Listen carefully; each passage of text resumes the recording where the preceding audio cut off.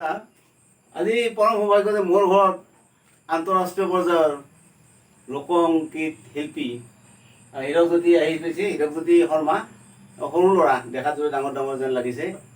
পিছত ভাল লাগিল যে আমি গোটেইকেইজন, মোৰ লগত দীপক ৰয় আহিছে, এইফালে বিৰাজ মেধিও আহিবলৈ হঠাতে আমি আটাই লগ লাগি অলপ সময় 2-4 মিনিট কথা পাতিম।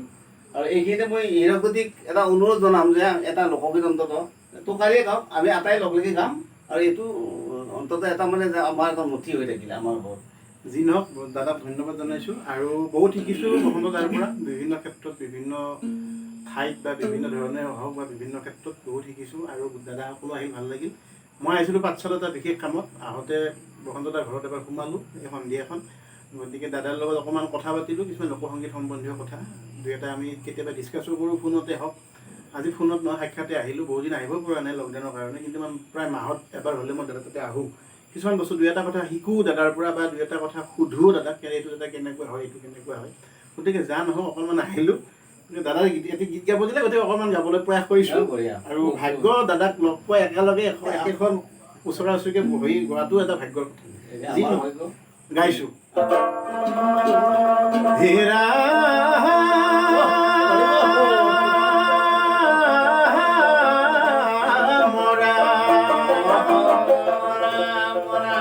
হেৰা মই পতই সৰহৰি অতিমতে পুজিবা তাংক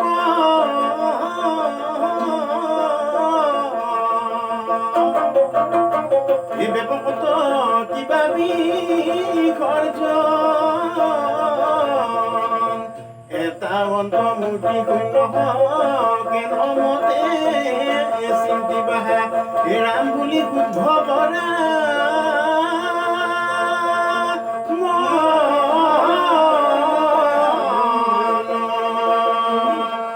ৰাম ৰাম